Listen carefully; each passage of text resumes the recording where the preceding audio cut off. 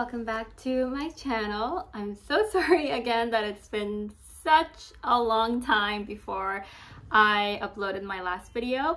I've just been moving and switching between different jobs, so I've just been super busy with my life, but none of you guys want to hear about my life right now. I've been getting a lot of DMs on Instagram lately about people asking how I was able to find an apartment in Korea, and if you're moving alone as a student or as a woman, what kind of things that you need to be looking out for. So I moved into my new apartment, I want to say in February or March, and it took me a pretty long time to search for an apartment. I think a month prior, or even like 2 months prior, I kept checking what was on the market and what kind of things I should be expecting. If you have a specific location in mind, I definitely recommend, obviously searching for places around that location. But for me, I didn't really have a specific location in mind. It was just more so where I would feel most comfortable in, and I still wanted to be quite close to where my family is. So for me, transportation was also super important. I'm going to be telling you guys about some tips on where you should be looking for an apartment if you're moving to Korea for the first time, which areas I personally recommend, and what kind of things that you should be looking out for. All right, so let's begin. So if you are looking for a temporary place in Korea, you can always get an Airbnb. That's a major option. Or if you're looking for more temporary, that's like less than 6 months or less than a year, you can always go through a real estate agent that manages in specifically short-term rental places. And for those, I found really weird because I'm someone that I need to plan everything way more in advance. So I was looking at places like a month or two before my move-in date, and I called all these real estate agents and they said, oh, for short-term rentals, we only start showing viewings about a week before you actually move in because it's short-term, so they are looking for someone quick to fill up the place, but it's a lot cheaper. I just didn't really know what was on the market. I wanted somewhere nice. I'm sure there's like some places that are, I'm sorry, I'm like, you see the ring light in the reflection? That's kind of annoying me. I'm sorry guys, I'm still trying to set up my YouTube. Anyway, so yeah. So there's a lot of great apartments that are available, but I can't really give you my full opinion because for me, I was like, I don't want to like have no place to go. Like, what if I go to all these different viewings? And they had a lot of apartments available, but I just didn't want to risk that, like leaving everything to the very last minute.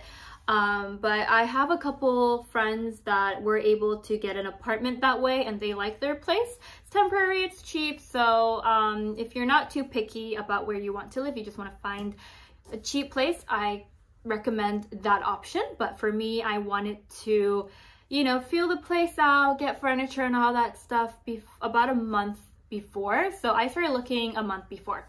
When you are looking, you'll notice that if you're from any other country, I don't think that you pay a large amount of deposit. Like for me, when I lived in Canada, I paid first and last when I first moved in, and then like a security deposit. So first month you pay, right, when you move in, and then you also pay the last month as your deposit, and then maybe on top of that you get like a key deposit or a security deposit. Whereas in Korea, the rent that you actually pay gets cheaper if you pay a large deposit. So you'll see some places like in Gangnam that's really, really nice. The rent can be about like 900, but you pay $10,000 deposit or $50,000 in deposit. So a lot of Koreans, we take out a loan at an early age to just like fill that deposit because we're gonna get it back when we move out. We just gotta keep the place clean, but we usually get it back. But I didn't have that money and I didn't want to risk that, so I opted for less than a $10,000 deposit. I'm sure there's places where it's only like $900 deposit, $900 in rent. It's all up to you. It all depends on the market that you're kind of looking for. It depends on the location. So that's why I suggest, constantly checking the housing market in Korea and checking the different areas. I was checking around Gangnam and around Korea University and around Seongshin Women's University. And obviously in around like a university district, I thought it would be cheaper, but it's actually kind of pricey. I'll get into that later because I have footage from when I was actually looking around the university districts. So yes, so if you pay a large security deposit, you're going to pay less in rent. So you can always ask them, like, is there a way that you can make my rent cheaper if I pay an extra 10,000 or if I pay an extra 1,000? And they would most likely say yes. That's a big deal that you can work out with the real estate agents.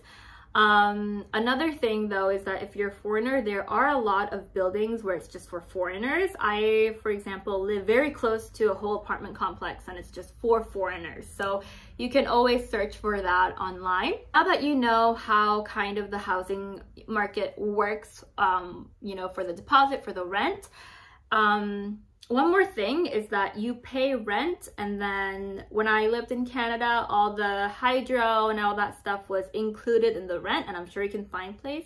Well, actually, I don't know, because from what I know, all my friends that live alone, we pay a separate hydro bill, we pay a separate electricity bill, and a separate Wi-Fi bill, but it depends. Usually the Wi-Fi, electricity, in the summer, the AC bill isn't too much, but for the heater, because we have like a floor heating system, and hydro, it gets a little bit more expensive during the winter. It just depends on how much you use it, but I would say around like an extra 200 or something like that. So you always got to be in mind of, like, when you're asking, ask them for the deposit, ask them for the rent, and for any other bills that you're going to be billed at the every month. Okay, so some places that you can look are Tabang, which is a Korean app. So there's a couple of Korean apps. If you can understand some Korean, I recommend getting that. Or if you're just checking the housing market, I recommend that.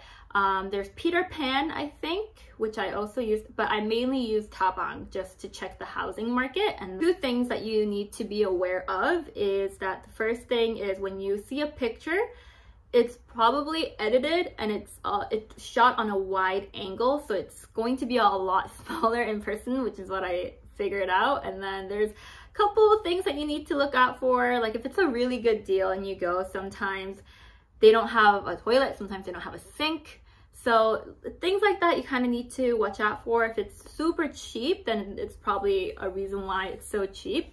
You can search by the structure. So if you want, obviously, a 1-bedroom, 2-bedroom, but if you want studio apartment where you walk in, usually it's the kitchen and then a bed and then a desk, which is usually for students. The furniture comes with it.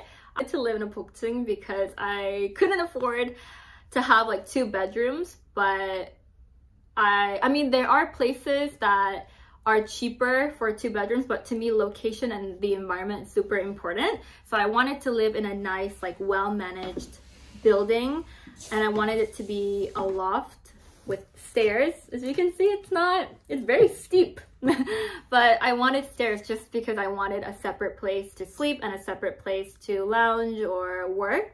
Hi guys, so I just moved in and organized everything. My first apartment in Seoul. I'm so excited. I'm kind of organizing everything, so it's so freaking messy. But I have my favorite Beauty and the Beast poster. This is what the first floor kind of looks like. And then the stairs leading up to the 2nd floor. I need to clean up there as well. And then I have some posters. It's very cute for a loft. Yeah, very, very cute. And I need to organize the mattress and stuff. So I live in this, but then the thing is, when you go up to the 2nd floor, you literally have to like bend all the way down. Like you basically crawl up there. It's nice because I can hang my laundry around it on the railing, so I like that. A lot of people find it really uncomfortable to live in a loft, but to me, I prefer it because you get 2 separate spaces, and I feel like you are able to get your money's worth. I don't know, it's more fun decorating for me personally, but a lot of people might find it uncomfortable.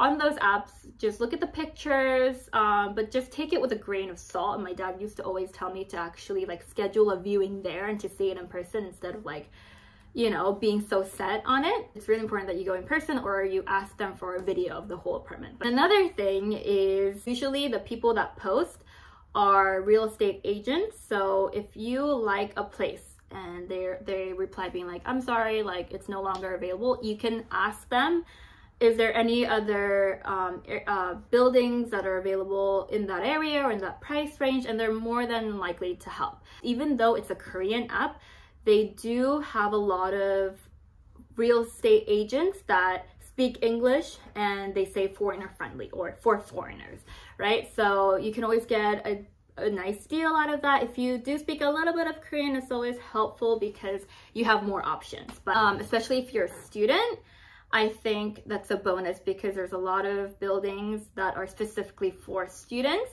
Or if you're a worker, then it's more credible, right? That's what I did. I reached out to a couple different places and they said, I'm sorry, like it's not available. And then I just asked them like, can I still go to your office and see if there's any other buildings that are available in that area? Real estate agents are super, super helpful. In Canada, I mainly use Facebook to find places, but you're going directly through the owner or through the person that's renting it out. But in Korea, for me, I don't really speak to the owner.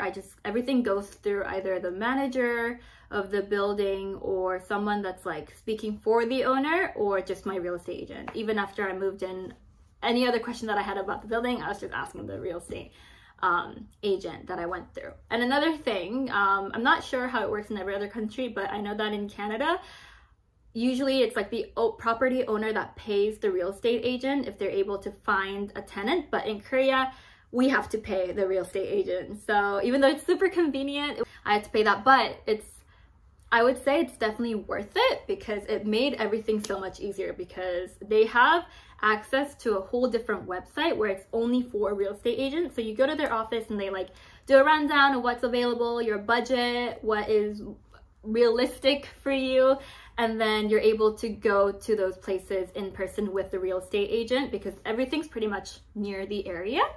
And another thing is I know a couple friends that are more comfortable speaking in English. They mainly look on Craigslist or Facebook. I think that is an option for sure. You're able to get some nice, you know, apartments or guest houses, but I wouldn't recommend that for a long time just because it can be sketchy. Like you're meeting up with a random person on Craigslist.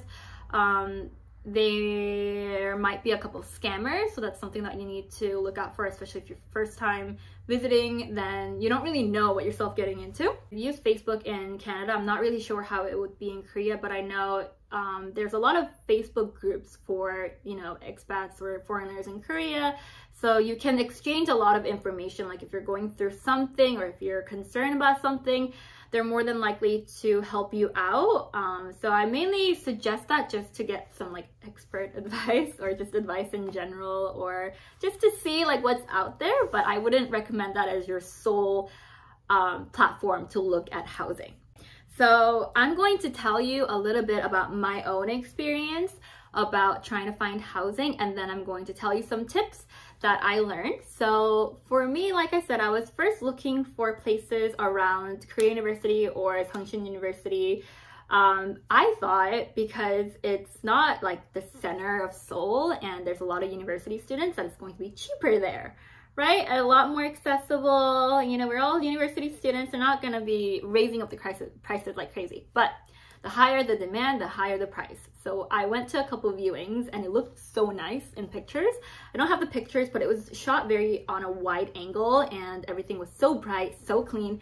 I went there and I live in a pretty small apartment right now, but it was even more insane. Like you walk in, there's a kitchen, like one little place to put your bed, and then that's literally it. And then they ask for 1,000 each month. So I'm like, there's no way, right? The university districts, so there was a lot of demand around that area because people just want to walk to school, especially if they're you know, their parents live far away, they're just looking for a place super quick. My move-in date was March, which was when school starts in Korea. So all these people are looking for houses in February, January. Sometimes you might find more during the summer because that's when people would like lease it out for the summer. But for me, when I was looking in February, everything was so expensive. There was only like 1 or 2 rooms left. So it was really hectic. Prices were really crazy for the space. Like it was tiny, but everything was so new. So the building looked super new, super safe. Like I said, that's something that I really, you know, take into consideration because there's a lot of cheaper, more affordable buildings in Korea, but there's no well-managed like system. There's no security, or it's like in an alleyway, or the neighborhood is very loud. As you know, Korea has a very crazy nightlife, so sounds all fun, but then to live in the center of the nightlife is like really annoying. So that was something that was super important as well. And we just like looked around, and I didn't really like the vibe because I'm no longer a student, and I was never like a party girl when I was a student. And I went to this one building. It was in the middle of where all the bars were. And I thought it looked fine. I was like, oh, this place is pretty decent. But then my dad pointed out that in the building, on the elevators, there were all these like complaints from the residents there being like, can you like try to keep yourself down after 11 p.m? Like, I don't know who it is, but you're always like singing and you're always getting drunk after 11 and so freaking annoying. And I guess the security, they don't really do much about it. So that was like a major like a deal breaker for me. That place was a no. And then we moved on to looking at places in Gangnam. I personally really like the area of Gangnam. It's very bougie, but it's also very safe, and transportation is amazing. And you're so close to different bars and like places, like fun places to hang out in, but you're also quite secluded. Like you're not in the center of it all. You're quite secluded from the area, but you can walk there, which I really like. But then the places in Gangnam, they're also so tiny and so expensive. But I found this one place that I thought was pretty okay. But then it was so quiet when I went, but I went like at like 11 a.m. and I was like, oh, the neighborhood's really nice for Gangnam. It's so quiet, so chill. But then I realized that after, because I walked around that area around 5 that same day, and I realized that's when all the restaurants started opening up. So imagine at 10 p.m. how freaking loud it would be, because these had all like outdoor seatings or blasting music past 7 p.m. and there's so many smokers, and I personally don't smoke, so that was going to be another deal breaker for me when you open the window and there's just like whiff of cigarette smoke coming. I started looking at a couple of different areas around Gangnam. I'm going to give you some tips on what to consider when you are looking for housing, what to ask the real estate agent. So you always need to ask them, obviously, the deposit, how much the hydro bill is going to be, if the Wi-Fi is included, how is the security? So do they have a security guard downstairs? Is there a pin to get into the building? Consider the area. So like I said, it might be super quiet in the morning or around noon, but then you never know what it's going to be like at night. When you find a place, go to the area, go to the neighborhood at like 12, and then go again at night just to see how different it's going to be, because it could be so different. You need to check if the building itself is well managed. If there's like trash outside, or, you know, obviously the area as well. In an alley, if there are, you know, security cameras, especially if you're a woman, that's very important. Make sure, because Korea is very big on recycling. So we have a separate place where you are allowed to take out the trash. And some buildings, they actually have special hours where trash is collected, so you can only throw out trash during that time.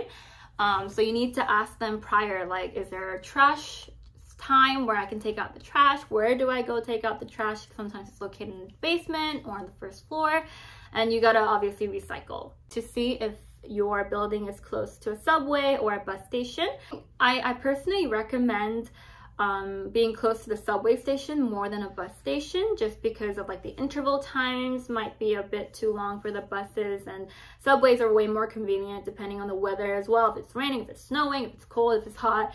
And then when you obviously go in for the viewing, look at the view and look at the water pressure. So always like you're gonna turn on the tap and check the water pressure, because you don't want to like move in and then next thing you know the water pressure is so bad. Check for any like marks or stains on the floor. When you first move in, I made sure to take a video and like pictures of how it looked like when I first moved in, because I guess the girl that lived before me, she didn't really take care of the buildings or the space. So there's a lot of stains on the walls and like the floor, there's a lot of marks, and I didn't want to be charged for that when I move out. So I took pictures and videos and I sent it all to my real estate agent.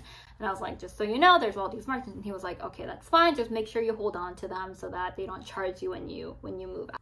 Yeah, so that's basically my own experience. And then after I moved in, usually you get billed all your, monthly bills. So you just have to transfer the money every month, sadly. That's pretty much it for my tips. Hopefully you guys found this video very helpful. Let me know down below if you have any more comments. I would make sure to answer them all. Or if you DM me on Instagram, I can read that a lot faster. And make sure to follow all my other social media, which is Instagram at Sienna Hong and TikTok at sienna.hong. And let me know if you guys have any video suggestions for next time. Bye!